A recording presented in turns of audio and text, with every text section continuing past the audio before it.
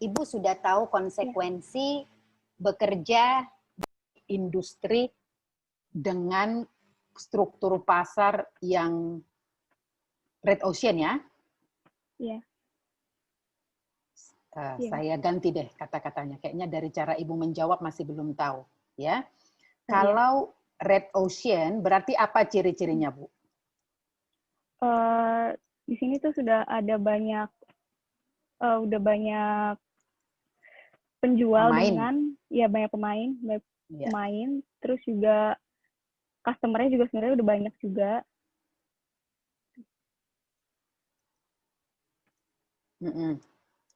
Konsekuensinya apa? Dengan kondisi ini, sehingga bagaimana persaingannya? Kalau ini kan disebut juga pasar dalam, kalau Ibu ingat ya, pasar monopoli, ingat nggak? Apa itu pasar monopoli? Pasarnya Kamu yang cuma jual cuma satu. Penjualnya cuma satu, ya. Kalau Ibu berarti berada di pasar apa ini? Namanya pasar persaingan sempurna ya? Iya. Ya, persaingan sempurna. Iya. Apa konsekuensi dari bekerja di pasar persaingan sempurna? Konsekuensinya berarti ciri-cirinya gitu loh. Persaingannya apa? Persaingan tinggi ya? Persaingan tinggi, iya. Ya, persaingannya tinggi. Biasanya orang kalau supaya bisa menang, apa yang dilakukan, Bu? Di sini menarik customer dengan keunikan gitu, Bu. Oke, menarik keunikan. Laba bisa tinggi nggak, Bu, di persaingan sempurna?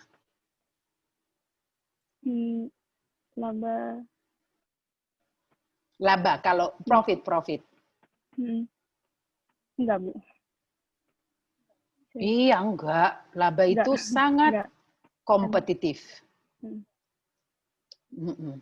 Sangat kompetitif. Berarti biasanya laba itu didapatkan dari mana, Bu? Dalam pasar persaingan sempurna, kalau gini deh, kalau saya menjual rumah di Citraland, bisa nggak profit saya tinggi? Saya tenaga penjualan, bukan pemilik rumah. Saya sales. Enggak. Bisa dong.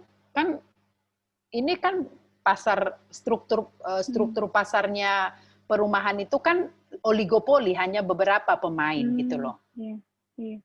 Kalau saya jualan hand body, bisa nggak untung saya tinggi? Enggak. Nggak bisa, Bu. Ya opo nggak bisa. Nah, kalau kita di trading, Ibu ini kan trading ya, biasanya Bu, maksimal profit itu 10% itu sudah keren sekali. Sudah keren sekali. Itu pun jika kita menjual dalam kapasitas yang banyak. Paham ya, Bu? Iya. Jadi kalau saya jual hand body, hanya jual 5 hand body gitu ya. Nggak iso. Kalau saya jual, makanya contoh hand body itu dijual di mana, Bu? Katakanlah hand body-nya Vaseline atau Viva. Apakah dia dijual di selected toko atau di banyak toko? Di banyak toko. Itu untuk mengejar apa? Kenapa hand body Viva itu dijual di banyak toko, Bu Jasmine? Untuk kayak menyebar sebaran customer-nya, meningkatkan profit-nya. Betul sekali. Supaya produk tersebar di berbagai tempat, maka potensi orang yang membeli semakin tinggi, gitu kan? Iya. Nah, dengan volume penjualan yang tinggi, maka akan sangat mungkin produk terjual dengan tinggi, gitu kan? Iya. Nah, itulah konsekuensi berada di pasar red ocean. Dari kondisi itu apa yang sementara Ibu pikirkan atau Ibu simpulkan?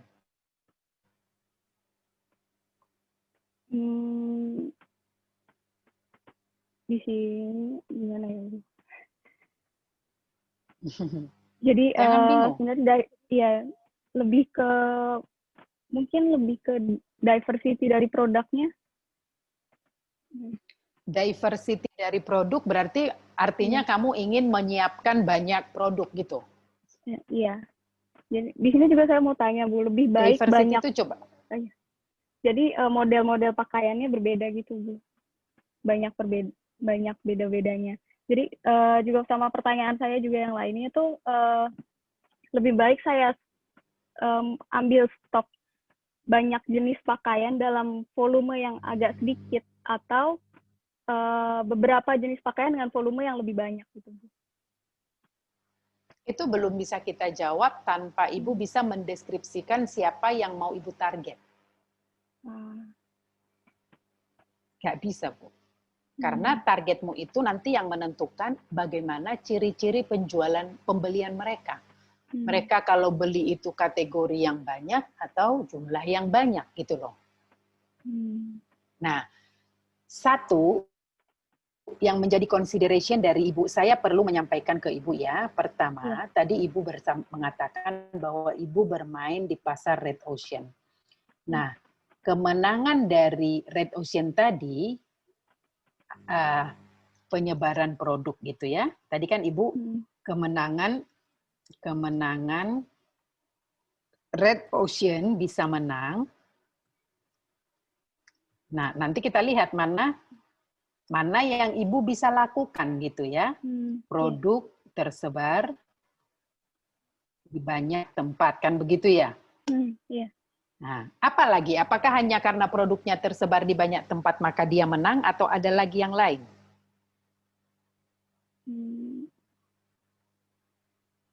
Untuk produk-produk yang di Red Ocean.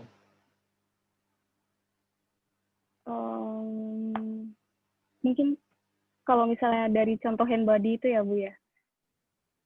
Kalau saya bisa itu mungkin kayak klaim-klaim barangnya, manfaat yang diberikannya itu lebih saya Bu. Apa manfaat yang diberikan barang apa? Iya. Mungkin kalau seperti tadi hand body, mungkin ada yang memberikan manfaat untuk SPF seperti UV, terus. Ya, berarti kita harus memberi diferensiasi lah ya. Iya. Ya kan, maksudmu gitu kan? Dia agak berbeda dari yang lain gitu ya. Iya. Oke. Selain itu apa lagi yang bisa dibuat Red Ocean menjadi menang?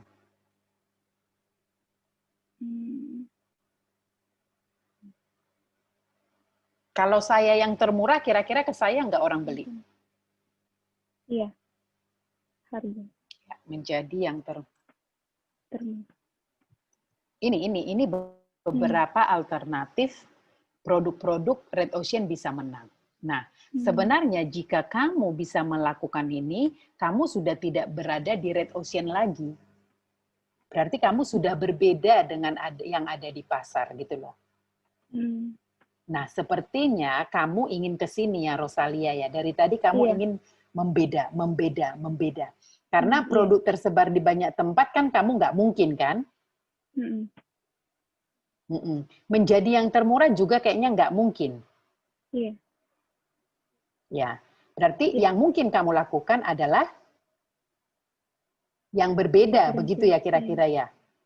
Oke, sekarang berarti saya highlight ya ini ya. Apa pembeda yang kamu berikan?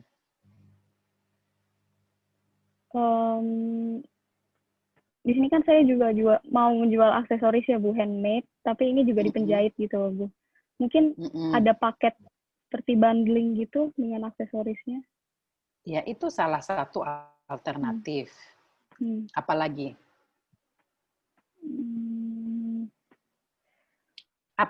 Tapi ini emang dibutuhkan orang nggak gitulah istilahnya. Apakah dengan kamu memberikan paket bundling akan menjadi sesuatu yang dipersepsikan oleh pasar yang kamu tuju itu sesuatu yang wow gitu loh. Oh ya, aku jadi harus beli ke Rosalia nih. Karena hanya dia yang membandingkan gitu. Kamu ingin memberi bundling atau nilai yang berbeda? Contoh ya, saya beri contoh. Mungkin ada sekelompok orang yang suka fashion, tetapi dia tidak bisa fashion. Ya, nah contoh, Bu Rosalia pernah ya melihat ada batik misalnya ibu dan anak gitu ya. Untuk ibu dan anak atau sarimbit suami istri. Nah, itu memberikan orang suatu layanan yang dia tidak mampu berikan gitu. Daripada saya belanja untuk saya dan suami, ya saya beli aja sarimbit. Itu kan pembeda kan dari batik-batik yang ada. Nah, maksud saya ketika ibu memberikan bundling, apa value yang kamu berikan? Apakah itu mengurangi waktu yang dikeluarkan di dalam memilih produk-produk fashion gitu ya. Jadi gini, kamu ingin melayani orang-orang yang sekali beli ke kamu dia sudah langsung dapat satu paket. Artinya kamu bukan barangnya yang kamu jual tapi taste. Seleramu yang kamu jual. Misalnya kamu memiliki kemampuan untuk mix and match pakaian. Nah, kamu menjualnya sekaligus mix and match. Jadi bukan hanya menjual produk, tetapi kamu akan memberikan kayak layanan konsultasi lah. Misalnya gini, oh Budame ini kan tubuhnya agak kecil ya, pendek tapi agak berisi. Ibu cocoknya pakai ini dan ini, dipadukan dengan aksesoris ini. Itu mungkin bisa menjadi saya apresiasi. Tapi kalau hanya kamu menjual bundling tanpa ada sesuatu, yo kenapa harus bundling gitu loh. Kira-kira kamu punya taste nggak untuk kamu jual menjadi layanan dari produk-produkmu. Nah, kalau kamu bisa memberikan itu, ya kamu sudah tidak di Red Ocean. Kamu sudah berangkat ke Blue Ocean. Kalau di Red Ocean, penjual dan orang jualan pakaian tanpa nilai apa-apa. Makin dia tersebar di banyak tempat, makin dia mungkin untung. Atau makin dia harga murah, makin banyak yang membeli, makin tinggi volume penjualan. Nah, kamu enggak. Produknya sama, tapi kamu sudah memberikan layanan, oh ini cocoknya kamu padankan dengan celana warna ini atau rok warna ini, pakai aksesoris yang ini, kalau untuk acara pesta. Tapi kalau untuk acara casual, kamu memakai ini dan ini. Misalnya seperti itu. Berarti kamu sudah memberi diferensiasi dan kamu sudah berangkat meninggalkan Red Ocean. Bisa dipahami nggak, Rosalia? Iya, paham, Bu. Nah, kamu harus bisa diferensiasimu itu bukan hanya karena paket, banyak paket sekarang. Sekarang aja masker dengan bando gitu. Tapi so what? Akhirnya orang juga niru-niru kan? Iya. Niru-niru, orang dibikin lagi edisi ini, edisi ini, edisi ini. Banyaklah seperti itu. Tapi mungkin itu lama-lama yo banyak juga sih gitu kan. Orang akan niru-niru juga. Tapi apa sih yang tidak mungkin ditiru? Ya kalau kamu nanti mampu memberikan taste-mu di dalam pilihan-pilihan itu. Nah, misalnya ada apa yang kamu identifikasi dalam penjual produk-produk Korea yang belum diberikan oleh penjual itu. Itulah cikal bakal diferensiasimu. Gitu loh. Paham ya? Iya, paham. Nah, apalagi yang mau kamu tanyakan, Rosalia? Ya itu Bu tadi yang lebih baik saya memberikan kayak tes pasar dulu, jadi kayak banyak jenis pakaiannya dalam volume sedikit itu Bu, atau langsung kayak lebih sedikit variasinya tapi volumenya diperbanyak. Nah itu saya enggak bisa menjawab ini atau ini. Itu depends untuk siapa yang kamu layani nanti. Kalau misalnya kamu akhirnya menentukan sekelompok orang yang suka eksklusif, kira-kira mana yang lebih disukai? Kalau eksklusif berarti lebih banyak variasinya. Iya. Tapi kalau dia mau harga yang penting murah, lebih banyak di volumenya. Betul. Jadi itu depends on target pasar yang kamu pilih. Gak iso kita tentukan itu di depan.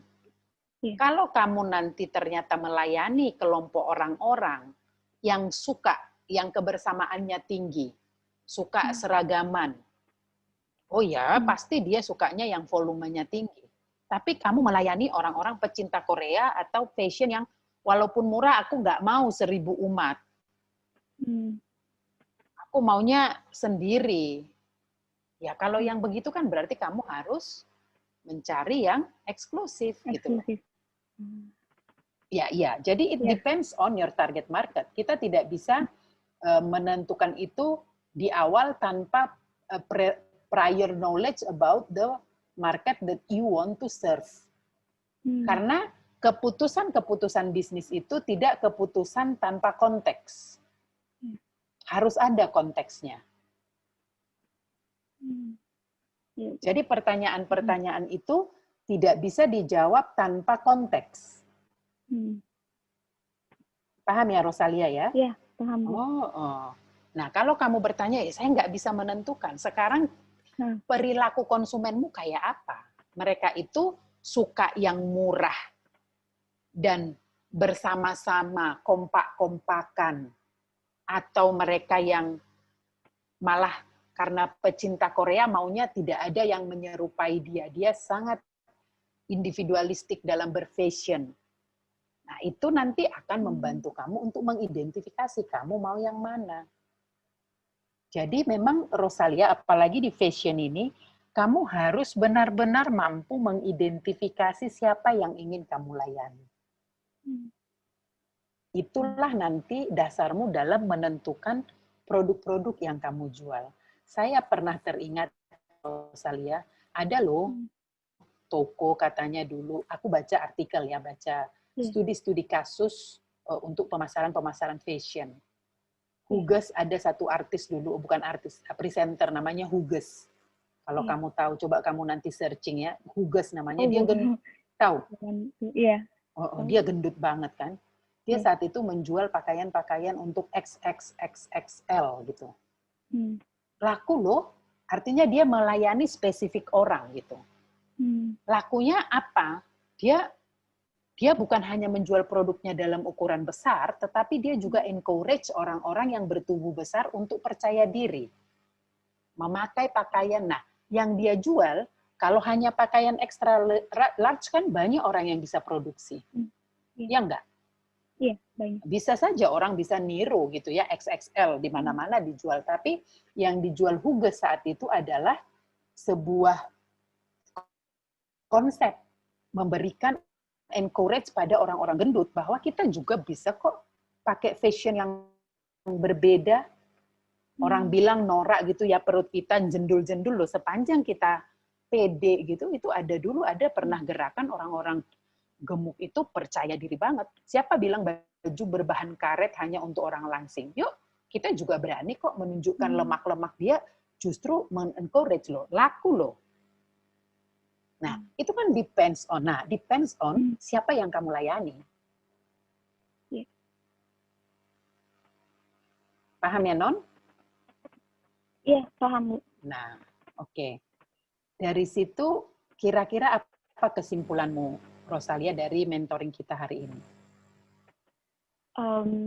Jadi di sini kalau misalnya untuk di pasar saya, itu yang terpenting adalah memberikan diferensiasi. Jadi nggak semua orang bisa lakuin, yaitu dari pelayanan, di mana saya bisa memberikan taste yang saya punya untuk menjadi nilai tambah bagi pakaian yang saya jual. Nah, itu contoh ya, Non. Itu bukan suatu kebenaran. Itu sebagai contoh bagaimana diferensiasi bisa kamu temukan, kan? Iya. Good. Apalagi, Bu?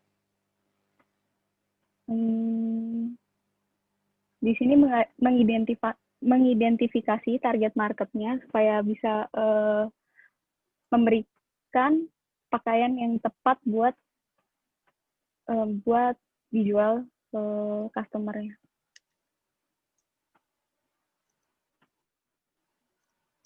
Ya, jadi ketika kamu memakai, jadi gini, Red Ocean itu bisa menang dengan 3 syarat. Ada ini, dua ini. Kamu yang paling banyak tersebar di banyak tempat atau kamu yang termurah. Kalau kamu tidak bisa dua-dua ini, maka kamu bisa aja mendapatkan profit ya, tapi segitu-segitu saja, kan begitu ya?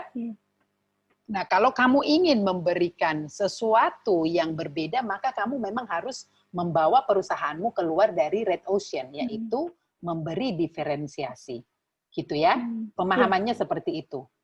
Ketika kamu sudah bisa memberi diferensiasi, maka memang kamu sudah meninggalkan red ocean-nya. Kamu nanti ketika kamu misalnya memberi diferensiasi taste pada berpakaian, kamu tidak bersaing lagi dengan pemilik toko lain yang hanya menjual pakaian dengan harga murah, walaupun produknya sama dengan kamu. Tapi kamu sudah meninggalkan mereka. Kan itu di teori Blue Ocean Strategy kan bilang begitu. Dalam Blue Ocean Strategy, persaingan tidak relevan karena kita keluar dari pasar berdarah menjadi pasar yang biru, di mana persaingan menjadi tidak relevan karena kita menciptakan pasar kita sendiri, gitu loh. Nah, jadi misalnya kamu menjual dua produk yang sama antara kamu dengan saya, kamu bisa aja loh menjualnya menjadi lebih jauh lebih mahal dari saya karena kamu memberikan sentuhan rasa di dalam penjualanmu. Misal, kamu memberikan usulan, oh ini cocoknya dipakai pada siang hari, kalau warna kulitmu seperti ini, ya kamu pakainya jangan yang itu, pakainya warna ini aja, kalau kamu hitam, kalau kamu putih, kalau kamu tinggi, kalau kamu pendek, kalau kamu acara ini. Nah, kalau kamu memberikan layanan itu, kamu tarif 2 kali lebih mahal juga kan orang mau-mau aja. Gitu loh. Nah, tapi value itu harus yang benefit, yang diapresiasi oleh pasarmu loh ya. Tidak boleh hanya asal-asal produk, begitu. Hanya asal-asal diferensiasi gitu. Paham ya? Iya, paham. Iya. Oke. Ada lagi yang mau kamu tanyakan, Rosalia? Sudah sih, Bu. Oke, sementara sudah ya? Iya, sementara sudah. Siap, terima kasih ya. Terima kasih banyak, Bu. Sama-sama. Oke, kalau kamu mau stay boleh, kalau mau keluar juga nggak apa-apa ya. Selamat malam Pak Hendy. Iya, malam Bu. Oke, Pak Hendy, di sini saya melihat topiknya meningkatkan penjualan serta cara promosi non-digital ya. Iya, betul Bu. Nah, kenapa kamu antipati dengan non-digital? Atau kamu malah sudah berhasil dengan digital? Atau bagaimana konteksnya? Kalau secara konsep yang saya pahami ya Bu, nanti kalau dari sisi digital itu bisa sih, tapi kalau yang non-digital ini masih belum dapat saya Bu konsepnya. Sorry, kok putus-putus ya? Hendy, sorry. Ya. Ulang dulu, gimana? Kamu, gimana? Ya, ini kalau konsepnya ini sebentar, kan... sorry sebentar. Ya. Pak Ivan, sudah. Ini kalau secara konsep ya Bu, kalau digital saya sudah paham. Tapi oke. Yang non digital ini saya masih belum paham, atau mungkin ada saran gitu loh Bu, maksud saya. Oke. Gitu ya. Oke, baiklah. Terima kasih. Kalau begitu kita berdiskusi bersama-sama ya Pak ya. Iya Bu. Oke, sekarang saya tulis dulu Pak Hendy. Kasus yang ingin ini adalah meningkatkan penjualan non-digital base gitu ya? Iya. Jadi cakupan pasar yang Pak Hendy ingin layani sebenarnya apa sih? Pasar apa sih? Maksudnya target saya gitu ya Bu ya, target market saya. Wilayah pemasarannya dulu. Wilayah yang kalau untuk awal ini sih Surabaya ya Bu. Tapi kalau misalnya digital kan pasti. Iya, secara kan kita non digital ini maksudnya. Ya. Wilayah pemasaran yang ditarget adalah Surabaya ya Pak ya? Ya. Oke. Di Surabaya ini secara spesifik Bapak ingin menargetkan siapa? Pemilik bengkel atau ini gitu, coba. Toko aksesoris Bu. Kalau bengkel enggak sih, karena bengkel itu kan lebih ke arah servis ya Bu. Kalau ini kan aksesoris gitu. Oh, jadi kamu mengarahkan ke toko aksesoris ya Pak ya? Iya betul. Oke. Toko aksesoris yang seperti apa Pak Hendy? Toko aksesoris, Bu, sepeda Kan motor. iya, sepeda motor. Sebentar, Bu Anita, saya ada kirimkan assign ke Pak Andri, tolong diterima ya. Ya sudah. Maksud saya yang seperti apa itu ukurannya, omsetnya, begitu. Kalau omset kira-kira ya Bu ya, bisa 5-10 juta Bu.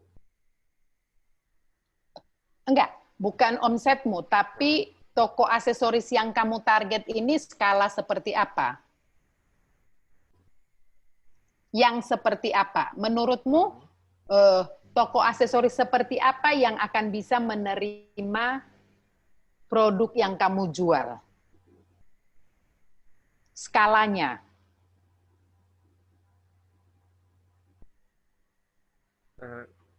Saya kurang paham Bu, jadi gimana ya Bu ya? Oke, gini. Kalau saya supaya kamu memiliki gambaran begini, kalau saya misal ya toko bahan bangunan gitu ya, Iya Bu. ada Norton, ada Mitra 10, Ya. ada toko-toko kecil di kampung-kampung, begitu kan? Ya. Paham ya? Ya paham Bu. Kalau misalnya saya katakan ada salon ya, salon gitu. Ya. Saya mau jual shampoo ini ke salon. Lalu pertanyaan saya, salon yang bagaimana? Salon sekaliber John apa itu? Apa? Rudi Hadiswarno kah? Atau sekaliber yang punya nama di mall-mall atau salon-salon di kampung gitu loh. Oh iya, jadi yang Paham ya? Yang saya targetkan ini yang ada di Ngagel Bu. Jadi yang di Ngagel itu ada namanya 3H Motorsport. Itu kalau setahu saya itu sekarang toko aksesoris yang nomor 1 sih Bu di Surabaya ini. Nama tokonya apa tadi? 3H. 3H. Iya betul. Ya 3H Motorsport gitu Bu. Loh ya langsung aja pergi ke sana loh. Iya, nggak maksud saya kan, maksudnya kalau secara non digital ini selain kita masukin ke toko, mungkin ada apa lagi gitu Bu untuk meningkatkan penjualan ini. Loh, makanya tadi saya bertanya ke kamu, wilayah pemasaran yang kamu target adalah Surabaya kan? Ya betul. Apakah di Surabaya hanya toko 3H yang di Ngagel yang menjadi toko aksesoris? Enggak, ada beberapa juga Bu di lainnya. Di Pengampon. Lah. Ya kamu kalau non digital ya kamu canvassing, pergi ke sana. Canvassing, nggak ada yang bisa dilakukan selain canvassing. Namanya kita menjual produk, ya itu canvassing, Pak. Canvassing itu gimana? Ya mengunjungi toko-toko aksesoris itulah. Kamu sudah spesifik dengan 3H saja. Ya. Tuh, 3H itu pasti mau menerima barangmu, tah? Belum, Bu. Belum pasti. Nah, persentase dia mau berapa persen menurutmu, Pak Hendy? Bisa 50 sih, Bu. 50-50. 50%? Iya. Nah, kalau 50-nya tidak diterima, lalu kamu akan menghentikan bisnis ini atau bagaimana? Oh, enggak. Saya kan pasti, kalau secara non-digital ini, saya coba masuk ke toko lainnya. Jadi, nggak cuma di 3H aja. Itu caranya, Pak. Tidak ada cara lain selain canvassing dan pergi ke beberapa toko. Tidak ada cara lain selain itu. Iya, Bu. Nah, menurut saya kalau kamu ingin meningkatkan penjualanmu dengan cara non digital ya canvassing. Canvassing. Ya, Bu.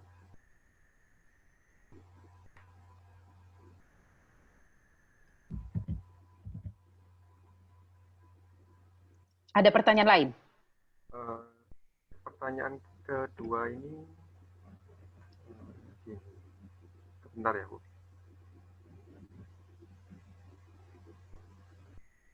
Sebentar dulu Pak ya, sebelum kamu masuk ke pertanyaan kedua. Ya. Tadi kan kamu mengatakan bahwa kita kan sepakat tadi wilayah pemasaran yang ditarget di Surabaya kan? Ya. Nah, berarti yang kamu target adalah toko aksesoris kan? Iya, Bu. Nah, bentar ya. Nah, menurut saya ini tadi kita sepakat dulu ya. Ya. Canvassing ya Pak ya. Ya. Menurut Bapak, berapa banyak toko yang harus kamu kunjungi Pak? Selama 1 bulan atau 1 semester, Bu? Oh ya, selama 1 bulan untuk mencapai target. Untuk mencapai target bisa minimal 2, Bu. Kalau Bapak menjual menemui 2 itu, target per bulanmu berapa rupiah, Pak? Oh, kalau saya kan dari produk ya, Bu. Dari jumlah banyaknya produk itu kan 50 per bulan. Iya, iya. 50 per bulan itu kemarin setara dengan berapa? 7,5. 7,5 juta ya? Iya, ya. Menurutmu 2 toko itu bisa nggak langsung membeli masing-masing 3,5 juta supaya mencapai target penjualanmu 7,5 juta per bulan? Kalau dari toko aja kemungkinan belum bisa ya, Bu. Harus dibantu sama yang online-nya juga. Nah, berarti daripada Bapak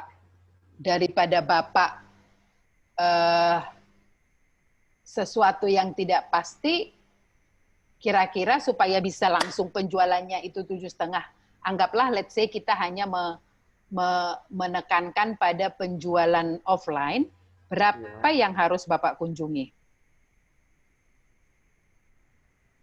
Kalau offline aja mungkin 3-4 ya, Bu. Kalau itu semuanya.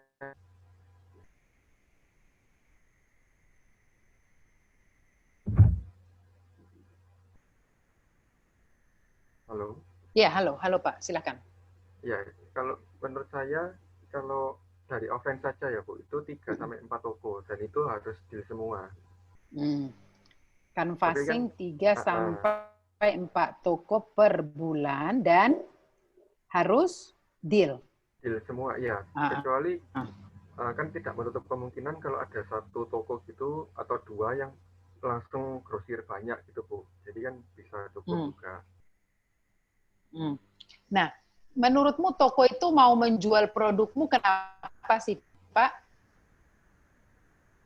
Karena dari sisi bahannya ya, Bu. Dari sisi bahan dan motifnya sih, lebih tepat ke motif. Soalnya kan produk saya karbon gitu, motif karbon.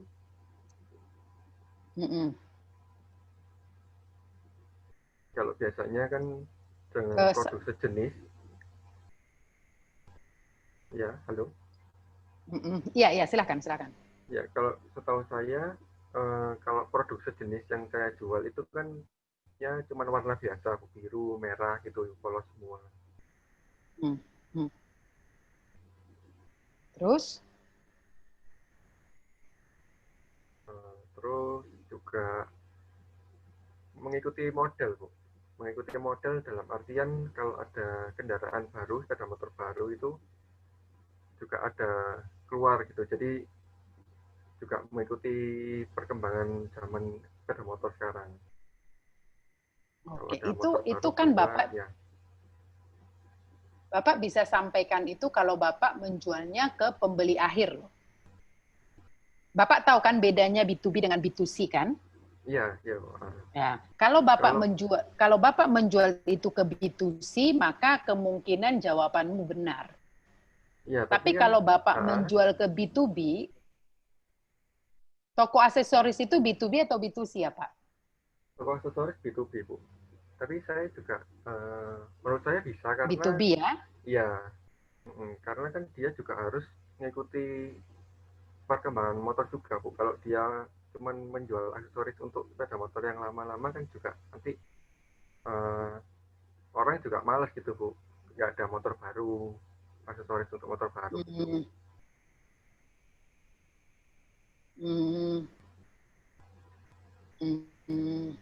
Oke. Tapi Ya, pertanyaan saya sekarang, walaupun saya, misal nih, walaupun saya menjual produk baru ya, mengikuti pasar, saya kan harus menjual produk baru, kata Pak Hendy ya. iya, Bu. Saya bisa membeli, saya sebagai pemilik toko, menurut Pak Hendy, apakah cuma Pak Hendy yang nawarin atau ada yang lain? Kemungkinan ada yang lain, Bu. Tapi harus dalam Kemungkinan jumlah ada yang yang lain besar. ya? Iya. Oh, kemungkinan ada yang lain. Bapak sudah tanya kemungkinan ini enggak? Sudah tahu kemungkinan ini enggak? Tahu, Bu. Tahu ya? Iya, tahu, Kira-kira Bu. kira-kira saya sebagai penjual, katakanlah saya toko aksesoris. Iya. Saya sebagai penjual, saya akan membeli dari Pak Hendy atau dari teman Pak Hendy? Atau pesaing Pak Hendy kan? Kata Bapak tadi kan ada ya yang lain ya? Iya, betul. Nah, Itu kira-kira saya kembali ke jumlah yang mau diorder, Bu. Jadi sesuai budget toko masing-masing. Kalau memang dia kuat, Bu, maksudnya modalnya, ya kemungkinan bisa ngambil di teman. Bisa juga di saya gitu. Nah, sekarang, itu. Kelebihan kalau dari saya kan bisa dalam jumlah kecil, mungkin 10 aja gitu juga bisa. 5 gitu. Oh, harganya tapi sama atau lebih mahal? Harganya lebih mahal dikit, Bu. Banyak nggak toko aksesoris yang membutuhkan pembelian dalam jumlah kecil? Kalau untuk toko yang baru, kemungkinan ada, Bu, karena dia kan juga nyoba dulu produk Nah, ini itu laku apa berarti enggak di pasar. Bapak sudah bagus loh dalam mengidentifikasi siapa yang ingin Bapak target. Berarti kan target Bapak adalah toko aksesoris yang memiliki dana terbatas dan membutuhkan produk untuk dijual dalam jumlah kecil, gitu kan? Iya, betul, Bu. Nah, banyak nggak? Sekarang pertanyaan saya adalah, banyak nggak orang seperti itu? Jangan-jangan ada orang yang menitipkan loh, titip aja nih, titip aja dulu, nggak beli putus. Kalau laku bayar. Ya, Bu, bisa. Nah, kalau begitu nanti toko aksesorisnya milih Bapak atau milih pesaing Bapak yang nitip? Kalau sistemnya gitu pasti dari sisi penjual lebih untung yang nitip, Bu. Karena dia kan juga modalnya kan terbatas, berarti kan lebih milih yang nitip. Lah iya. Ya, Ya itu yang harus Bapak identifikasi. Ya. Bapak mau berjuang kayak apa, canvassing tiap hari kayak apa, ke 4 toko, ke 10 toko. Kalau ada satu orang yang nitipin C, bayar kalau sudah laku, maka sia-sialah seluruh aktivitas Bapak. Iya. Paham ya, Pak? Iya, paham, Bu. Nah, Bapak sudah melakukan analisa kompetitor nggak? Kompetitor? Ya tadi, ada yang nitipin. Sudah? Kalau nitipin ini belum, Bu. Itu kompetitor, Pak. Jadi yang Bapak lakukan analisa kompetitor seperti apa hasilnya? Analisa kompetitor yang sejauh ini yang saya lakukan itu dari sisi produk, Bu. Jadi belum banyak di pasaran. Itu kurang, Pak. Kalau Bapak mau bermain di aspek distributor, reseller, itu sangat informasi Bapak itu bukan hanya sisi produk, tapi termin pembayaran, jumlah pembelian, itu harus masuk. Bapak kalau hanya merasa produk unggulan, yakinlah, bukan cuma Bapak yang punya produk seperti itu. Iya kan? Iya. Ayo, harus dianalisa kompetitornya. Jangan-jangan orang lain nitipin. Jangan-jangan orang lain, ya itu tadi, begitu ada orang yang nitipin, nggak akan ada yang beli dari Bapak. Kayak apapun usahamu, nggak akan berhasil itu. Nah, menurut saya, ya jumlah yang pembayaran itu ada rata-rata 10 sampai 30 juta, Bu. Jadi dalam sekali order gitu.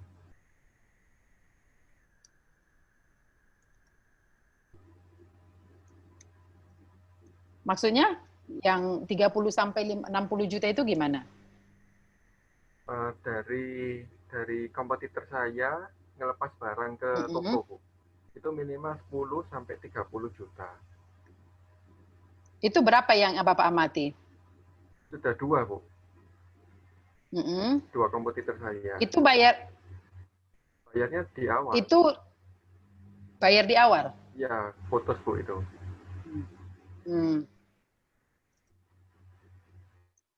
Berapa kategori produk? Itu kan aksesori kan banyak ya, Bu. Berarti totalnya 10 sampai 30 juta, bukan per item. Ya, omset gitu ya, pembelian betul. gitu ya. Total. Nah, kalau Bapak tadi berapa? Maksudnya target penjualan saya per bulan ya, Bu? Enggak. Kamu akan melepas barang berapa? Oh, minimal 5 bisa, Bu. 5 biji? Iya, 5 biji bisa. Loh iya, tapi terus harganya gimana? Harganya Ini loh, ya. Pak, kamu harus clear dalam berpikir loh. Kamu itu kan mau melayani B2B. Ya. Kamu menjual 5 biji ke sana. Harga barangnya jatuhnya berapa? Rata-rata 200, Bu. 200.000? Ya. Harga jual ke konsumen akhir berapa itu? Bisa margin kurang lebih 50%, Bu. Berarti itu harganya nanti jual ke konsumen akhir 300.000? Iya. 300.000? Iya, Bu. Kalau dia beli yang 10-30 juta itu berapa harganya dia beli? Barang yang sejenis. Oh, untuk rata-rata bisa 150.000, Bu. Sampai 175. Nah, kalau menurut saya, Pak Hendy harus melakukan analisa kompetitor ya. Analisa kompetitor ini adalah, Bapak harus bisa mengidentifikasi berapa toko di Surabaya yang memang tidak memiliki dana yang kuat. Artinya dia hanya mampu membeli 5 barang gitu loh.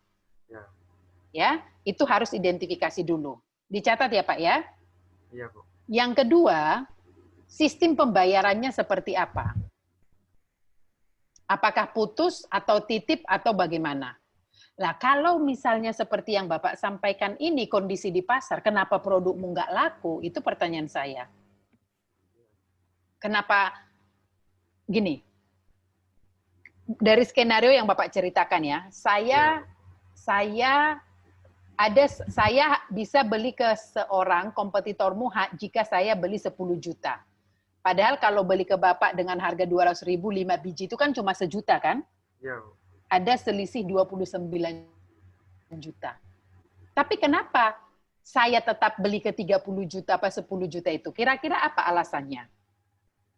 Karena pasti kan lebih murah, Bu. Kalau beli banyak kan lebih murah. Dan pasti orang yang beli banyak itu, atau penjual yang beli banyak itu, modalnya kuat, Bu. Oke. Nah, tapi kan Bapak memang tidak mau ke mereka kan? Kalau mereka mau, saya juga pasti keluarin. Iya, pasti. Iya. Loh ya pasti kalau mereka mau. Tapi Ya, maksud saya, targetmu itu kan harus clear. ya, Kalau mereka mau, ya saya juga mau. Tapi ya, apakah orang itu, misal gini loh, coba ya Bapak berpikir logis. Kamu menjual ke dia harganya 200.000. ya, Ya. Orang lain menjual ke dia harganya 100.000. Tapi harus membeli 100 biji gitu ya. iya, Bu. Supaya dia 10 juta kan. Ya, Saya punya uang. Saya beli di kamu atau di dia?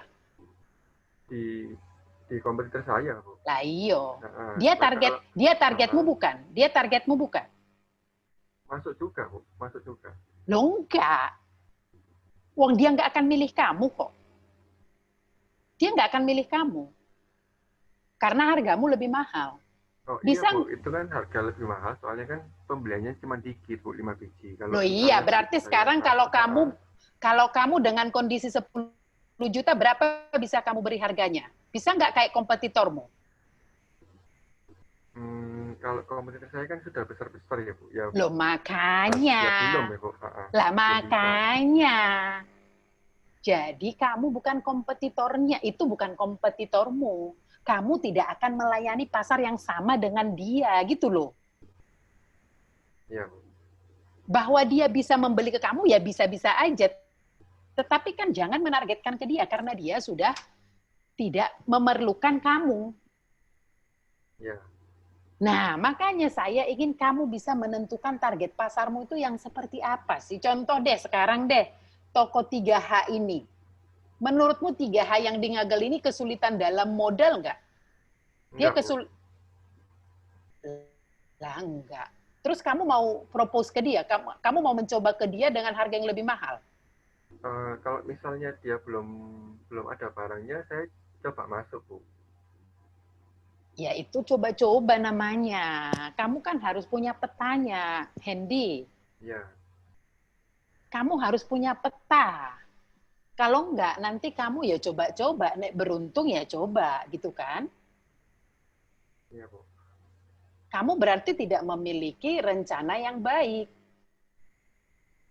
Nah, untuk memiliki rencana yang baik itu gimana? Kamu harus menganalisa kompetitormu dulu. Siapa pemain besar di Surabaya di bidang aksesoris mobil, motor? Mereka itu menjual kemana? Ada berapa toko?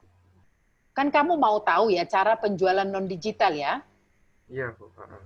Ada berapa toko aksesoris di Surabaya? Mereka kondisinya apa? Kesulitan barang, kesulitan modal, atau nggak ada masalah. Dari situ nanti kamu bisa memberikan layananmu gitu loh. Jadi jangan hanya asal coba-coba gitu loh Pak Hendy. Ya. Nah, menurut saya kamu harus melakukan analisa kompetitor. Kamu harus melakukan analisa konsumen. Siapa yang ingin kamu layani? Seperti apa selama ini hubungannya? Lah kalau misalnya gini deh, 3H ini contoh Pak Hendy, 3H ini sudah punya supplier. Suppliernya ini memiliki barang yang seperti kamu jual. Dia mau nggak membeli dari kamu? Punya, suppliernya punya. Keragaman produk? Iya, suppliernya itu punya. Ya sudah. Dia punya supplier, tapi berarti, untuk barang yang dengan motif seperti saya masih belum ada. Nah, makanya kamu analisa kompetitor dulu. Betul nggak persepsimu itu? Gitu loh. Iya, Bu. Betul nggak persepsimu itu tidak ada seperti kamu? Tadi saya tanya di awal, ada nggak orang yang menjual seperti produkmu? Mungkin ada, katamu. Iya. Nah, jadi kamu perlu, jadi gini, kalau kamu, menurut saya Pak Hendy, kalau kamu ingin melakukan peningkatan penjualan non-digital base, yang pertama kamu harus memahami kompetitormu, kamu harus memahami target pasar yang kamu tuju di daerah Surabaya. Jadi lakukan dulu analisa kompetitor, lakukan analisa konsumen di pasar Surabaya biar kamu bisa memilih siapa yang ingin kamu layani. Saya pikir itu perlu sekali kamu lakukan. Iya, Bu. Iya, Bu. Bisa dipahami ya? Iya, bisa, Bu. Oke. Nah, jadi saya pikir Bapak perlu melakukan analisa kompetitor dan analisa konsumen. Jangan nanti Bapak menggunakan persepsi sendiri bahwa kompetitormu tidak memiliki barang seperti yang kamu jual. Taunya punya. Harganya lebih murah lagi. Kalau kamu sudah confirm memang tidak ada sama sekali yang menjual, barulah kamu berani pergi ke toko-toko itu untuk memberikan alternatif. Ya, Bu. Paham ya Pak ya? Ya, paham, Bu. Nah, jadi supaya meningkatkan penjualan, Pak, kalau Bapak tanya ke saya, Bapak harus canvassing. Nah, canvassing itu, sebelum canvassing, Bapak harus melakukan analisa kompetitor dan analisa konsumen. Supaya Bapak bisa menentukan strategi ke toko-toko mana Bapak akan menjual produk Bapak. Menjual itu dan mereka terima loh ya. Ya, Bu. Paham ya, Pak? Ya, paham, Bu. Oke. Ada lagi yang mau ditanyakan? Sementara sudah, Bu. Nah, oke. Kalau begitu coba summary-kan hasil dari mentoring kita malam ini, Pak Hendy. Ya. Izin saya karakter dulu. Oh, oke. Sebentar ya. Silakan. Ini tadi nomor 1 ya. Ya. Sebentar.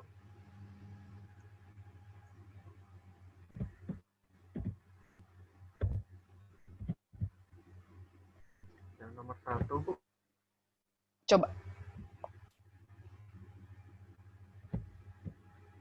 Ya, sudah, Bu. Oke. Coba summary-kan kira-kira apa yang Bapak akan lakukan. Sekarang, Bu. Apa summary dari hasil mentoring kita? Iya. Dari diskusi kali ini yang saya paham itu harus cari tahu info dulu atau analisis dari kompetitor saya dan juga dari konsumen. Kalau konsumen ini yang dimaksudkan B2B ya, Bu. Jadi B2B atau toko ini sudah punya produk seperti saya atau belum. Kalau misalnya belum ada, berarti kan bisa dimasukkan produk saya ini, Bu. Ya, jadi Bapak melakukan analisa kompetitor ya? Iya, betul. Oke, apalagi Pak? Selain kompetitor, baru kebutuhan konsumen juga harus Bapak ini ya? Ya, ya. Karena kan dua kompetitor untuk mencari strategi yang bisa Bapak lakukan, konsumen atau B2B atau toko aksesoris yang harus Bapak kenali untuk mengetahui apa kebutuhan mereka, bisa nggak kebutuhan mereka itu bisa Bapak penuhi. Kan itu kira-kira kan? Iya, Bu. Jangan-jangan nanti mereka semua sudah terpenuhi kebutuhannya. Dari supplier mereka yang sekarang sudah ada produk-produk yang seperti Bapak jual. Ya. Bahkan pada harga yang lebih murah. Atau malah nitip C gitu misalnya. Nah itu kan berarti kecuali ada satu hal yang lebih kamu berikan, mereka tidak akan mau berpindah supplier. Kan begitu kan Pak? Iya, Bu. Betul. Iya, jadi Bapak harus mengenali mereka dulu, baru Bapak bisa melakukan strategi gitu ya? Iya, Bu. Oke, baik. Ada lagi yang mau ditanyakan Pak Hendy? Sementara sudah dulu, Bu. Oke. Baiklah kalau begitu. Terima kasih banyak ya Pak ya. Ya, terima kasih ya Bu Darti. Ya, nanti harus dibuat ini ya, nanti harus dibuat laporan, dimasukkan di forumnya. Ya, langsung di-reply di... Ya, nanti saya dibuat dulu summary-nya, nanti saya open-kan. Karena ini udah close ya. Ya, Bu. Oke, terima kasih. Batas waktunya kapan, Bu? Nanti sampai hari Rabu minggu depan. Ya, Bu. Siap. Ya, oke. Thank you ya. Oke, selamat malam Bu Sonia. Malam, Bu. Coba disampaikan dalam satu kalimat yang runut, Bu, biar saya bisa paham. Meningkatkan penjualan lilin marble.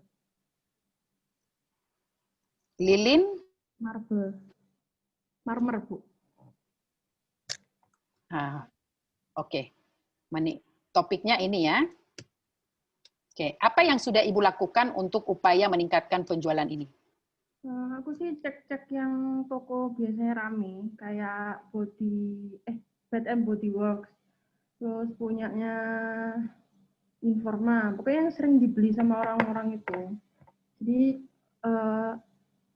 yang wanginya itu nggak bisa pakai yang aneh-aneh, apalagi kalau jual online. Kalau jual nggak online sih gampang, kan orang bisa ngetes bau. Itu sih yang susah. Kita juga susah jelasin ke orang baunya itu kayak apa, walaupun ada keterangannya kayak gitu. Benchmarking, Ibu, oke, sebentar, satu-satu dulu Bu. Ibu harus runut dalam berkomunikasinya ya. Sebentar, ini kok ada Pak Albert Limanjaya. Pak Albert, Bapak sudah selesai mentoring? Oh, sudah Bu, saya salah lift tuh balik ke main room Bu. Maaf ya.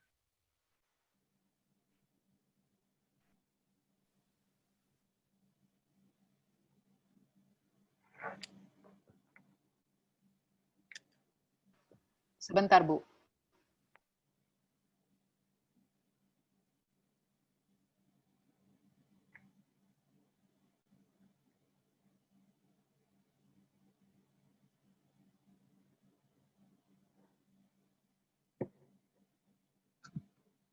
Sorry ya, Bu ya.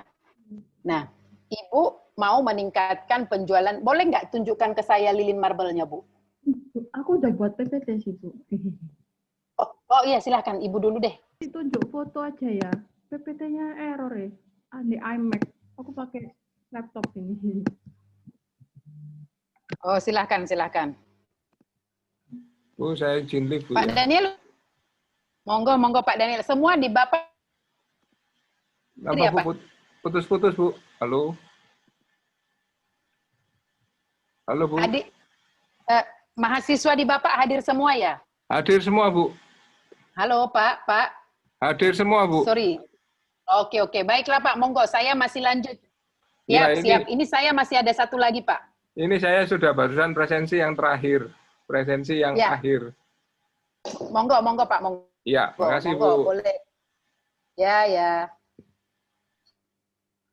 Oh, ini lilin marble-nya ya, Bu Sonia. Bagus ya.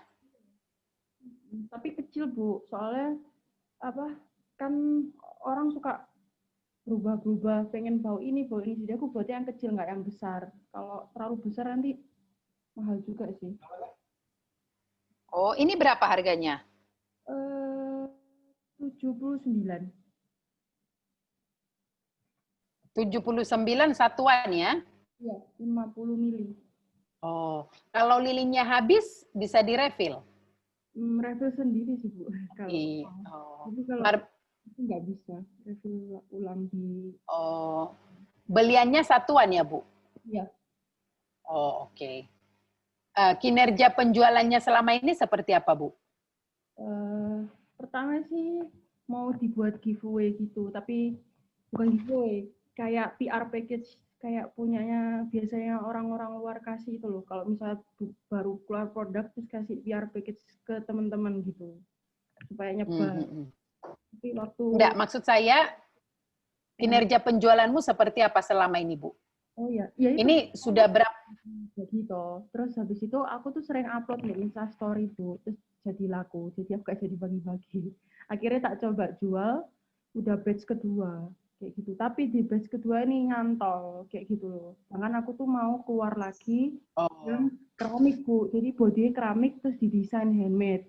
Tapi dalamnya itu mau coba bau yang baru kayak gitu. Saya kan habis survei terus kayak perlu yang baru. Soalnya semua pertanyaan customer dari temen walaupun dari yang bukan temen itu pertanyaan selalu sama. Ada bau vanilla, fresh linen. Fresh linen sih kebetulan punya dan itu paling laku kayak gitu. Berarti orang pada umumnya membeli ini karena baunya ya, Bu? Iya, tapi ada yang juga karena tempatnya kayak gitu. Oh, oke. Jadi waktu di batch pertama itu sampai berapa biji yang tertinggal, yang laku, Bu? 48 kayaknya, Bu. Oke. Tolong dimatikan dulu, Bu. Tolong dimatikan dulu supaya kita bisa mendiskusikan yang Ibu sudah lakukan ya. Nah, benchmark penjualan berapa? Penjualan 40 berapa? 48. 48 batch 1. Ini berapa bulan, Bu? Ini 1 bulan deh. 1 bulan lebih dikit. Gitu. 1 bulan. Oke. Strategi yang dilakukan tadi apa supaya 48 ini laku? Aku masukin lewat Shopee sih. Terus habis itu sama pakai apa yang Instagram promote itu. Sama lalu sering upload sih di Instaku sendiri. Terus habis itu banyak teman-teman yang beli terus juga diupload. Jadi kayak word of mouth gitu. Oh, jadi yang 48 ini mostly yang membeli itu teman-teman atau memang dari pasar yang terbuka, Bu? Temen tuh paling 10 sih, Bu. Lainnya tuh beberapa sih banyak orang gitu. Oh, oke. Nah, ternyata Ibu produksi batch 2 ya? Berapa biji, Bu? 20-an deh, Bu. Soalnya ada yang belum datang. 20-an dan belum laku semua? Ada beberapa udah. Cuma marmernya tuh ada yang kurang lengkap gitu. Seharusnya itu ada satu lagi yang warna grey. Tapi belum datang, habis. Loh, Ibu jadi bingung saya. Kamu itu kesulitan menjual atau malah produknya belum datang? Oh, kalau produk belum datang bisa PO sih, Bu. Nggak apa-apa. Tapi yang susah tuh kayak gini loh. Tiba-tiba sejak bulan ini sama pertengahan bulan lalu tuh orang tuh cuma tanya. Terus habis itu kayak ya udah kayak gitu. Nggak ya maksudnya nggak beli. Aku tuh bingung gimana cara supaya ini dari 20 batch 2 ini sudah terjual berapa, Bu? Kayak 4 atau 5 deh, Bu. Oke, 5 lah ya. Berarti masih ada yang 15 biji nyantol gitu ya? Iya. Oh, oke. Masih ada 15 produk. Terus, Ibu sudah melakukan ini kembali? Sudah. Sudah Kan aku coba promote kan, Bu. Meskipun sudah dilakukan hal yang sama seperti pada batch 1 ya. Tapi kalau lilin tuh banyak banget sih, Bu, online itu. Oh, oke. Mungkin karena saya nggak pakai harumnya itu yang wanginya itu nggak orang familiar gitu loh. Jadi kayak awal tuh kurang ngangkat kayak gitu. Makanya mau coba yang di keramik tuh sama coba yang pakai Halloween itu yang ada di jadwal target. Oh, dugaan aroma tidak familiar sehingga untuk next batch akan dilakukan apa? Baunya lebih orang tahu gitu, lebih universal. Oke, nah untuk kita diskusi tentang 15 produk yang nyantol ini dan next penjualan kan maksud Ibu ya? Oke. Ibu sudah tadi melakukan benchmark ya? Iya. Tadi yang Ibu bilang Informa, apalagi? Informa, Bath and Body Works itu yang 2 paling sering orang beli sih. Oh, oke. Sama sih biasanya. Apa yang Ibu temukan dari benchmark ini?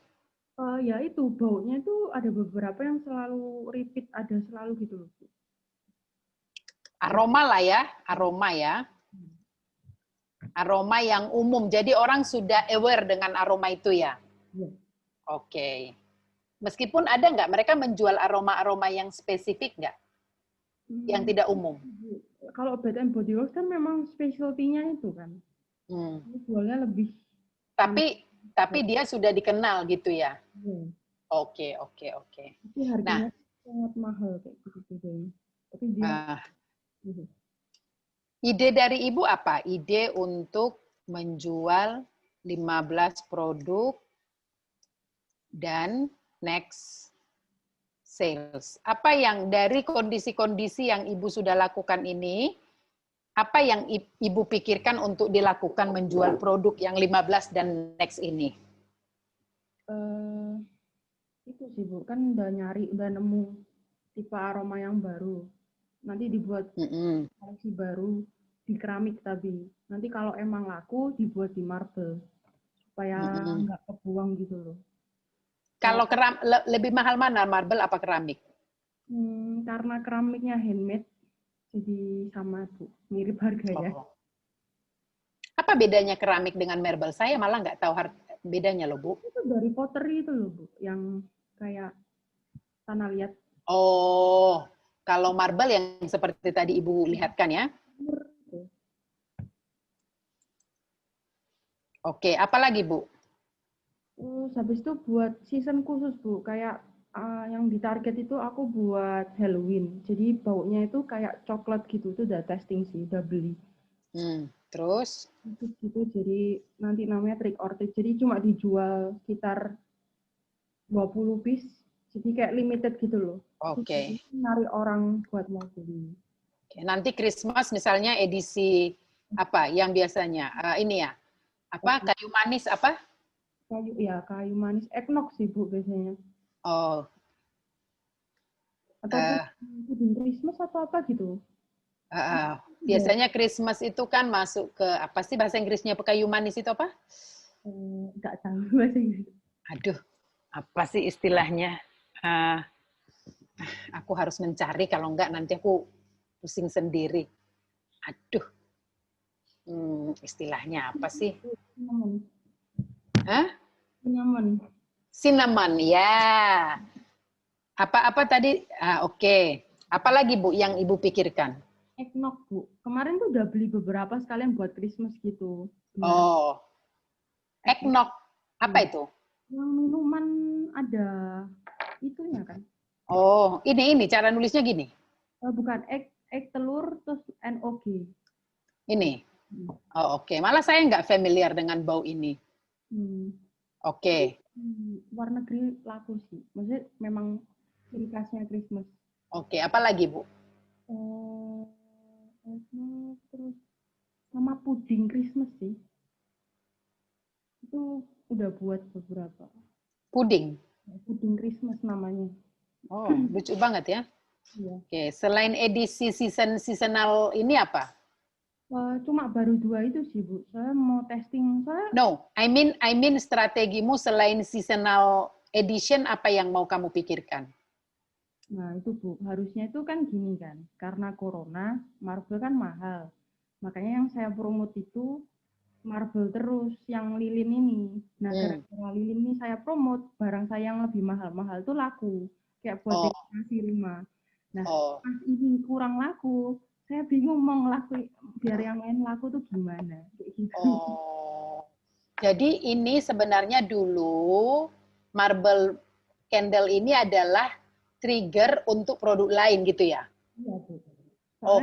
Apa yang kamu lakukan sehingga dia bisa menjadi trigger Bu Sonia? Pakai apa ya? Ya pokoknya dari foto sih Bu, edit kayak gitu-gitu, terus promote. Enggak, maksudnya gini, saya tertarik beli marble candle. Tiba-tiba kenapa saya tertarik membeli produkmu, produk lain yang mahal? Itu sih aku kayak gara-gara aku kalau misal buka shopping online atau aku cek barang online gitu ya Bu. Kalau aku misal lihat satu hal, pasti aku lihat barang apa lagi gitu. Oke. Loh, Ibu malah tidak ingin membuat edisi kesehatan ya Bu? Ada sih Bu, kemarin itu namanya Baby Blue. Jadi ada yang itu loh yang dibahas buat anti corona apa dari Ayu Salib apa ya itu namanya? Nggak laku? Laku itu Bu, paling habis. Lah ya kenapa nggak kamu ulang itu? Itu diulang Bu, cuma banyak orang habis beli itu kayak kurang suka gitu loh. Bukan kurang suka, maksudnya kayak masih suka yang lainnya kayak gitu. Kayak dari teman-teman S2 yang beli ya Bu, itu tuh tiap orang tuh kayak ya sukanya beda-beda, itu yang susah. Makanya mending jual yang universal kayak gitu. Soalnya saya juga nggak berani bilang kalau ini tuh bisa mencegah corona.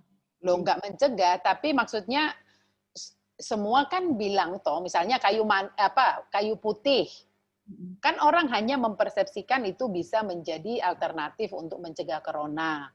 memberikan, maksudnya gini, kalau Ibu mengiklankan bahwa baby blue itu katanya adalah salah satu aroma yang menyembuhkan. Nah, itu kan bisa juga menjadi aroma dalam untuk aromaterapi gitu loh. Nah, Bu, nggak mau anti corona sih Bu, lebih mending buat mencegah nyamuk. Soalnya itu ada lavendernya. Ya sudah.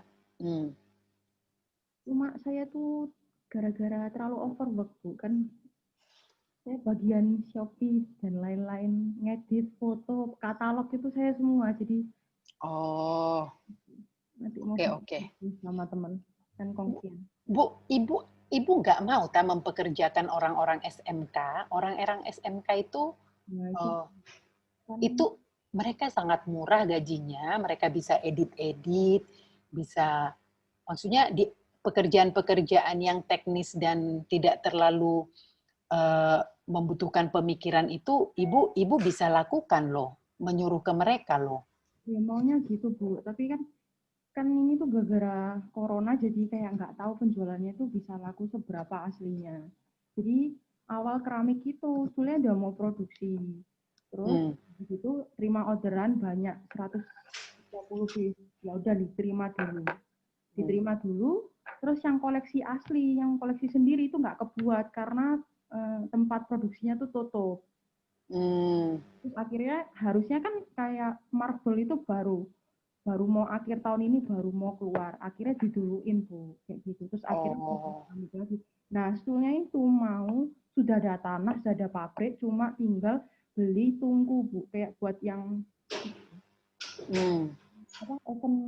oven itu loh, oven keramik kayak gitu. Terus habis itu pakai orang SMK. Tapi karena saya lihat dari yang di Malang itu tempat saya produksi, SMK-nya itu kualitasnya sangat jelek Bu kayak gitu. Dibandingin dengan saya yang ya bukan semua kayak yang kuliah ngambil 2 semester doang. Nah, mereka tuh emang khusus belajar keramik. Loh, ya itu memang begitu Bu, seperti yang tadi saya sampaikan kepada Ronald dan Ivana. Ya itu tanggung jawab entrepreneur untuk mengembangkan orang lain mampu. Yo enak nek perusahaan itu bisa dijalankan, dapat orang jadi langsung. Yo semua pengen pengusaha Bu Sonia. Tapi parah Bu, parah. Tapi aku tuh sampai bingung, sampai yang pegawainya yang keramik, yang udah senior itu pun akhirnya nggak usah kerja, cuma suruh ngangkat aja. Jadi aku nggak tahu antara memang sekolahnya yang kurang atau gimana, nggak tahu. Cuma ya saya tuh takut gitu loh, soalnya kayak kan perputaran uangnya itu belum pasti. Iya. Kalau misalnya income-nya udah pasti sebulan terima 20 buat bayar SMK buat apa, itu pasti muter, pasti jalan, walaupun nggak untung tuh saya nggak apa-apa sih. Iya, paham. Loh, ini enggak, tadi maksud saya, jawaban saya itu untuk penjualannya, belum untuk produksinya. Kalau produksi kan nanti kita melakukan studi kelayakan lain. Tadi kan Ibu kan bilangnya meningkatkan penjualan ini kan. Maksudku untuk kayak semacam editing, foto. Kalau itu emang kita mau cut cost sih Bu, kalau yang editing. Kalau yang memang produksi itu sebenarnya kalau bisa hire orang ya itu. Nah, maksudnya sekalian gitu loh Bu. Kalau Ibu sudah memang memikirkan bahwa mau cut cost, maka Ibu tidak bisa dong tadi menyampaikan bahwa kesulitan ini terjadi karena Ibu handling semua.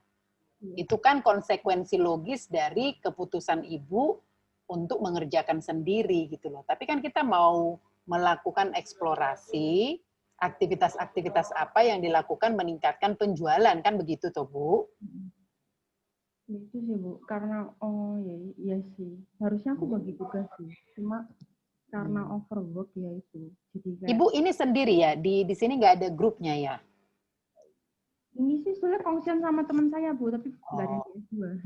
Kalau teman Ibu itu apa? Spesifikasinya dia ngerjain apa? Jadi karena terlalu banyak, yang marble itu saya nggak handle. Untuk produksinya itu teman saya handle keramik. Oke. Saya masih harus turun tangan buat sendiri, jadi saya langsung produksi. Memang oke Bu. Saya paham. Jadi gini Bu, memang satu usaha itu harus dibangunkan sebuah sistem. biar bisa dia bergerak dengan lebih cepat. Ini jadi kadang-kadang kalau usaha itu kita lakukan sendiri, kita usahakan sendiri, maka dia tidak akan bisa berkembang, bisa terlayani. Jadi contoh gini Bu, jual mie goreng. Kalau penjualnya itu, chefnya itu pemiliknya, maka ya memang kapasitasnya itu akan segitu-gitu doang, semampu si yang penjual nasi goreng ini menggoreng. Ya, Pak, nangkap ya Bu? Nah, kalau penjual nasi goreng ini ingin meningkatkan kapasitas, maka dia harus membangunkan sistem. Ya, pembangunan sistem ini apa? Membuat SOP untuk menggoreng nasi goreng dan mengajarkan orang lain. Ya, bisa saja dia tetap produksi, dia meng-hire orang lain untuk memasarkan. Nah, artinya memang sebuah usaha agar meningkat harus membutuhkan orang lain. Kalau kamu mau berjalan cepat, jalanlah sendiri. Tapi kalau kamu mau berjalan panjang, maka kamu harus bersama-sama orang. Ya memang dengan kamu ngerjakan sendiri, semuanya jadi cepat. Tapi yang ada ibu kelelahan, pasarnya terbatas. Nah, ibu kan mau menjadi sebuah usaha yang sustain, kan? Panjang itu berarti sustain, kan Bu Sonia? Maka kita harus bersama-sama dengan orang lain. Itu konsekuensi logis dari adanya effort untuk meningkatkan usaha. Kita tidak bisa memaksa harus pada sesuai dengan, ya maksudnya gini, Ibu nanti menjadi kayak telur dan ayam, mana lebih dulu? Apakah harus ada jaminan pasar dulu baru melakukan produksi, atau mau melakukan produksi dulu baru memaksa ini terjual ke pasar?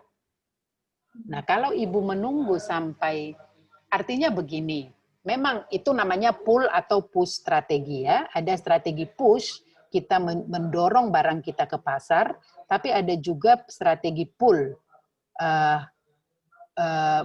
menunggu ada pesanan baru kita produksi. Itu sangat tergantung kepada ibu. Nah, dalam hal ini kan ibu masih melakukan pull ya. Jadi menunggu ada orang mengorder baru ibu membuat, gitu kan? Nah, nggak apa-apa, itu masalah pilihan dalam strategi penjualan. Nah, tapi jika ada intensi ibu untuk meningkatkan kapasitas, memang ibu harus dibantu oleh orang-orang. Nah, kalau sekarang kita berbicara gini dulu deh. Istilahnya kan ibu sekarang masih memiliki 15 produk ya, yang tertinggal, dan produk-produk lain yang ingin di-extend penjualannya. Nah, apa yang akan dilakukan? Apa yang akan dilakukan? Kan itu dulu ya. Nah, tadi kan Ibu sudah membuat aroma, seasonal edition, baby blue atau anti corona atau anti nyamuk, nah, misalnya karena mengandung lavender tadi kata Ibu ya. Sekarang kalau saya bilang begini, menurut Ibu spesifiknya menjual 15 produk ini ya, bukan home decor yang lain ya? Maksudnya kayak yang sekarang itu buatnya keramik sama marble.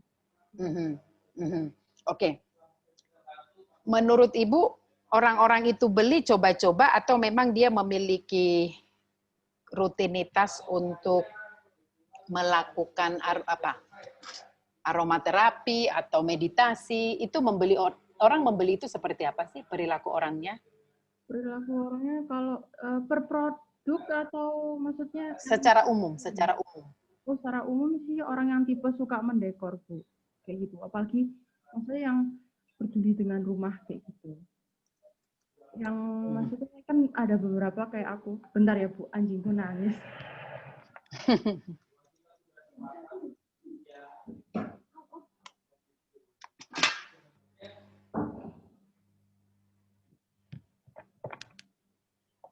Jadi kayak waktu aku sekolah desain itu kayak banyak orang tuh taunya itu karaktermu tuh dapat dijelaskan melalui rumahmu kayak gitu.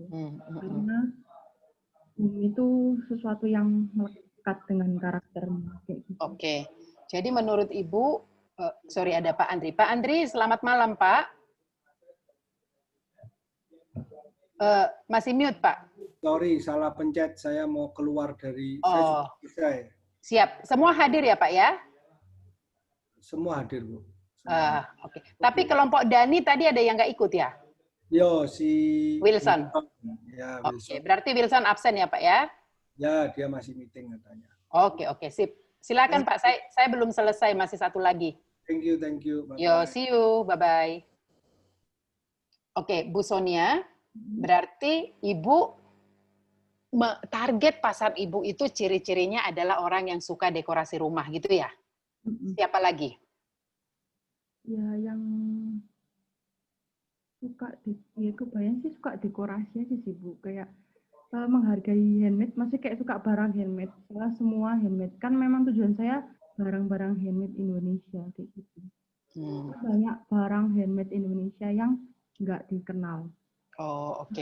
Magang di Bali itu bahkan orang bule beli di Indo dijual di luar, yang kelas informal tapi yang mahal-mahal, orang Indo yang beli lagi kayak gitu. Oke. Siapa lagi Bu? Itu aja sih Bu, kayak ada nggak sekelompok orang, saya nggak suka tapi kayaknya lebih berkelas kalau membeli ini sebagai hadiah ke orang lain? Ada sih Bu. Apalagi kalau untuk rumah baru kan kasih-kasih kayak gitu. Oke. Sama terakhir tuh hamper sih Bu, kemarin tuh tiba-tiba sold out semua ke hamper. Oh, oke. Ada lagi? Hamper itu kamu definisikan apa? Hantaran atau souvenir atau apa? Saya cuma jual kayak dalamnya aja, tiba-tiba dibuat hamper sama orangnya. Oh, oke. Berarti dia menjadi produk untuk hamper ya? Jadi Desember saya mau buat hamper gara-gara yang laku. Oke, ya sudah. Kalau kamu sudah punya deskripsi pembeli seperti ini, ya sudah mudah loh Bu untuk menjelaskan. Ya, saya tuh cuma bingungnya apa gara-gara corona ya kayak gitu. Enggak Bu, kalau saya lihat malah home decor itu meningkat kebutuhannya. Jadi katanya produk-produk yang meningkat permintaan di masa-masa corona ini sepeda, webcam, home decor gitu loh. Ini malah justru satu karena orang katanya sekarang banyak orang yang mau melakukan renovasi-renovasi rumah karena mereka lebih banyak aktivitas di rumah.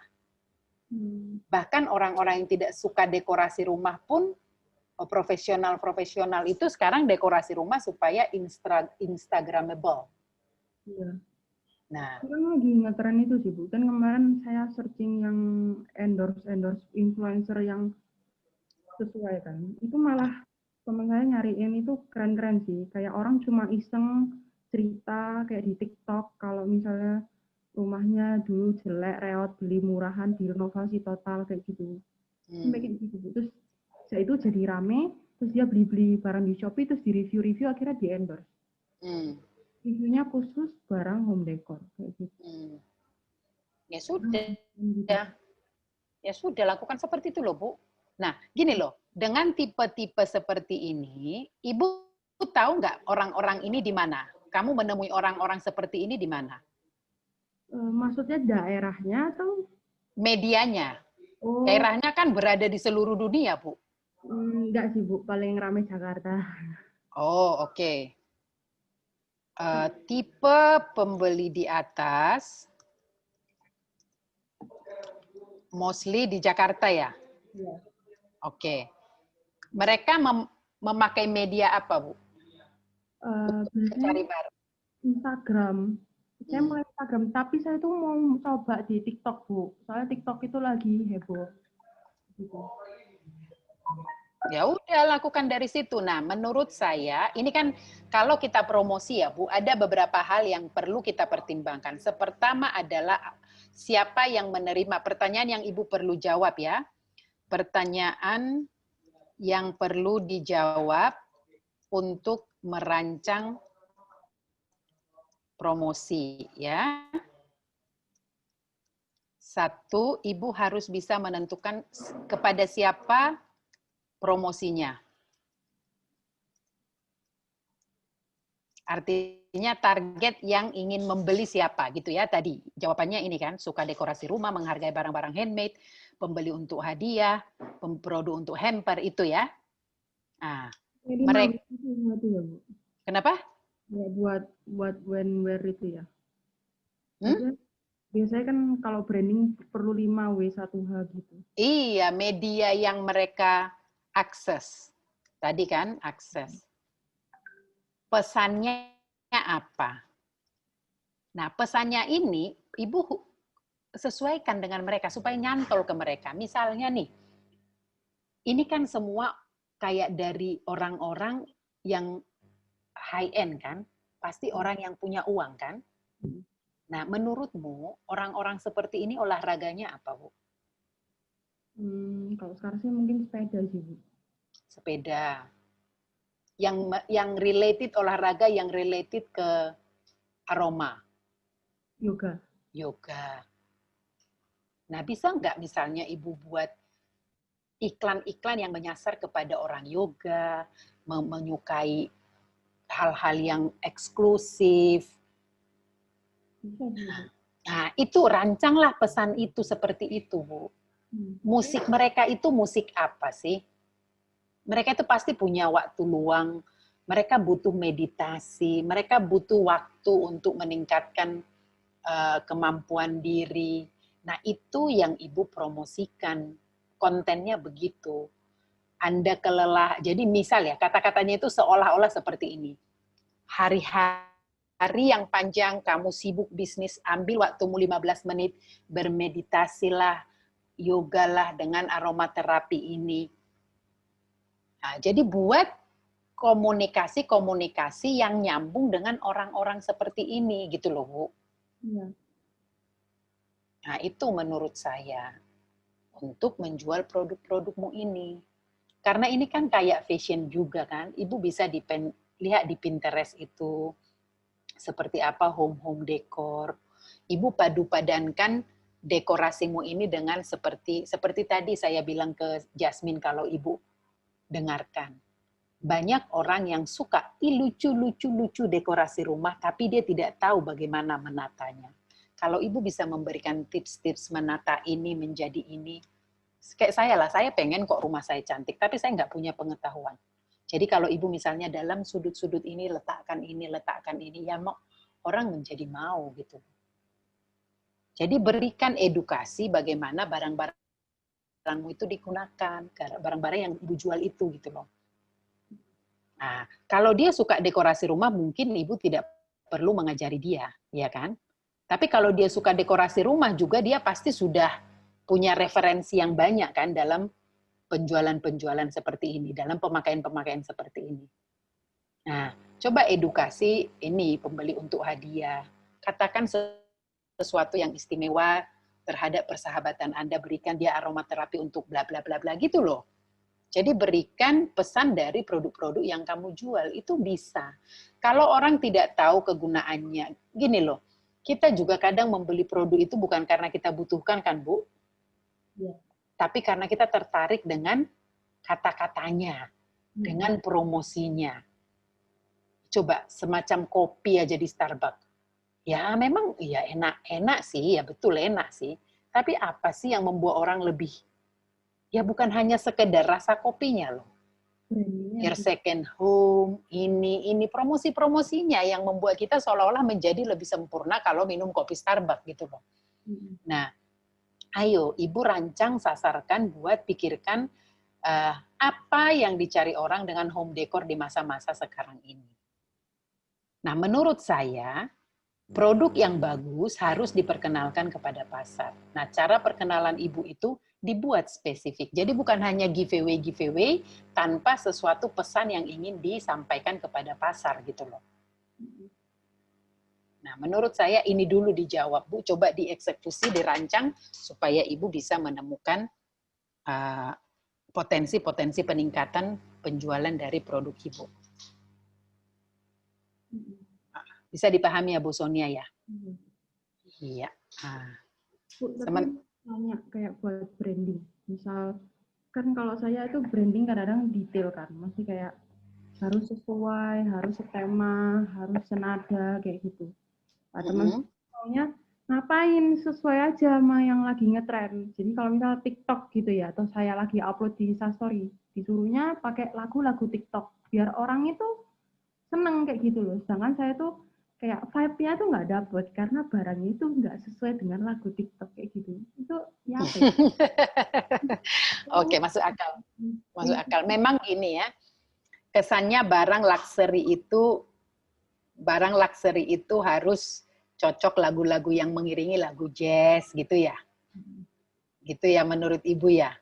Tapi dalam rangka melihat animo masyarakat sepertinya lagu-lagu yang ngetren di TikTok aja gitu pandangan teman Ibu ya. Iya. Nah, kalau Ibu amati orang-orang yang menjadi target pasarmu tertarik dengan TikTok itu enggak? Yang seperti temanmu sampaikan. Ketertarikan itu bisa dilihat dari mereka menonton ya. Kayak saya lah, saya juga bukan generasi TikTok gitu. Tapi saya juga kalau lihat TikTok ya ketawa-ketawa aja. Saya nggak punya account sih, nggak punya account. Nah, coba Ibu identifikasi. Orang-orang yang Ibu target untuk membeli produkmu tadi, orang-orang yang suka dekorasi rumah, suka ini, apakah mereka, itu tadi kan pertanyaan saya kan ada di situ ya Bu ini. Iya. Nah, media yang mereka akses, apakah mereka masuk TikTok? Kalau kita lihat sekarang ya sampai level-level orang penting di negara ini ya saya lihat sih beberapa main TikTok juga gitu. Itu sih Bu.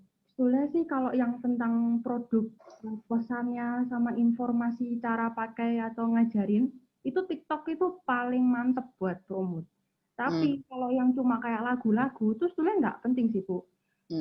TikTok itu ngetrennya atau ngetopnya itu karena ya dia buat lagu itu sesuai dengan cerita yang dia omongin, makanya orang tuh suka kayak gitu. Jadi kayak saya lumayan bingung kalau disuruh kayak gitu.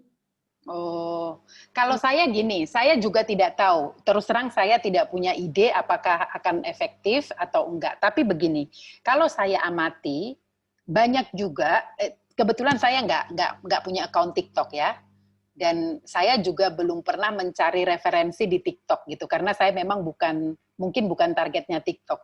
Tapi coba Ibu amati, pemain-pemain atau yang mengakses TikTok ini siapa aja. Kalau target pasarmu itu banyak di sana, ya nggak apa-apa, Ibu masuk sana. Nggak apa-apa. Namanya kamu ingin mingle, punya akses ke mereka, kok ini loh pertanyaan ini, media yang mereka akses apa? Ya kalau mereka pakai TikTok dan mereka happy-happy aja walaupun lagunya tidak nyambung, kenapa tidak gitu loh. Nggak apa-apa. Itu tidak akan, maksudnya gini, memang betul, kesesuaian branding kita dengan promosi kita nggak boleh, tapi dalam rangka meningkatkan penjualan atau meningkatkan pengetahuan orang dengan produk kita ya nggak apa-apa juga kok sesekali menyalahi aturan. Tapi begitu mereka nanti sudah beli, sudah tahu ya kita kembalikan mereka ke konsep produk kita. Saya juga melihat ya ada satu homemade kue di Jogja gitu ya, namanya Samora Bakery. Dia juga positioningnya eksklusif gitu, tapi dia juga mempromosikan di TikTok. Saya pikir begini, saya nggak mengamati, cuma saya pikir begini, oh berarti dia tahu pasar dia juga melihat TikTok gitu. Saya mikirnya sih gitu. Nah, gini, untuk mempermudah Ibu, coba Ibu lihat-lihat kompetitor terdekat Ibu. Ada itu cara Marble & Co namanya.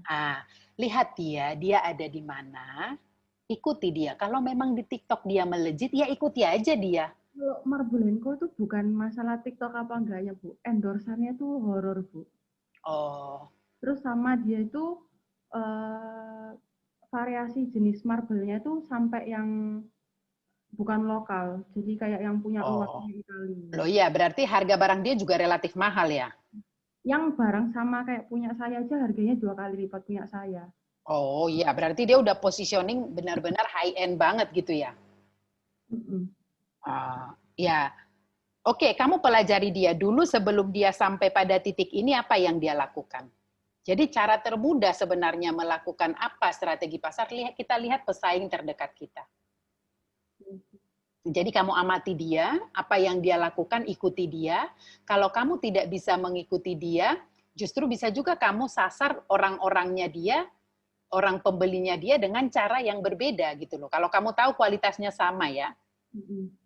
Nah, menurut saya begitu juga bisa efektif loh Bu. Kalau kamu melihat apa yang dilakukan kompetitor terdekatmu. Itu kalau Ibu lihat ya, kalau Indomaret ada pasti di depannya Alfamaret ada gitu kan. Nah, sama perusahaan-perusahaan itu, hotel itu Bu, hotel itu membuka hotel bisnis kalau dia lihat BCA ada di kota itu. Nah, itu cara-cara praktis dalam melakukan tindakan keputusan-keputusan pembelian. Jadi kalau orang itu melihat, oh BCA ada, oh berarti banyak bisnis di kota ini, dia bisa mendirikan hotel. Itu ukuran-ukuran. Nah, Ibu juga bisa dengan mudah begitu. Jadi amati pelaku kompetitormu, amati konsumenmu seperti apa mereka, itu yang bisa kamu lakukan untuk mempercepat caramu. Oke. Itu kira-kira ya Bu ya. Oke, coba Ibu summary-kan apa yang kita diskusikan hari ini. Ya, lebih cari tahu promosinya yang lebih cocok, sama ngasih info ke customer, karena penting sih edukasi customer, apalagi online. Ya. Apalagi semua sekarang nggak ada yang jual di toko atau pameran, kan nggak ada. Betul. Itu yang Nah, untuk tadi juga sempat saya dengar Ibu mengatakan bagaimana ya menceritakan aroma tanpa membeli gitu ya. Nah, jadi gini Bu, secara psikologis orang-orang itu terstimulus dengan penciuman, pendengaran, penglihatan gitu ya. Ibu bisa menjelaskan misalnya gini, kalau saya lihat iklan-iklan di luar negeri, maka kenapa tadi saya bilang cinnamon is Christmas, itu asosiasi. Ya, aroma itu misalnya gini, seperti aroma di bulan Desember. Kalau dibilang seperti itu, aroma apa yang Ibu bayangkan? Cookies. Nah, jadi Ibu bisa melakukan asosiasi terhadap aroma yang ingin Ibu berikan. Jadi walaupun saya tidak mencium, tapi saya bisa membayangkan. Nah, asosiasi adalah salah satu pendekatan dalam promosi. Ya, jadi nanti kalau Ibu sulit menerjemahkan rasa apa yang dia dapatkan dengan mencium aroma ini. Ya, jadi Ibu bisa menjelaskan seperti ini. Kayak berada di sebuah taman, berarti mungkin aroma-aroma bunga-bungaan gitu loh. Nah, untuk membuat tidur Anda tenang tanpa diganggu, oh, berarti lavender kan gitu. Buat asosiasi untuk menceritakan aroma yang ingin Anda jual gitu loh Bu. Gitu ya. Oke, nanti Ibu summary-kan hasil diskusi kita yang tadi kita diskusikan, nanti masukkan di forum ya. Oke. Demikian. Bu? Silahkan. Screenshot tadi. Ini ya, mulai dari sini ya, meningkatkan penjualan ini. Ini. Bentar, ketutupan ini. Jadi yang di post itu cuma summary-nya aja, Bu? Ya, semakin jelas Ibu jelaskan, semakin minggu depan kan kamu akan tetap mentoring dengan tema ini, tapi ke dosen lain. Perspektifmu semakin kaya. Gitu ya. Oke ya Bu, clear ya? Oke, kalau begitu terima kasih sudah bersama saya dari jam 18.30.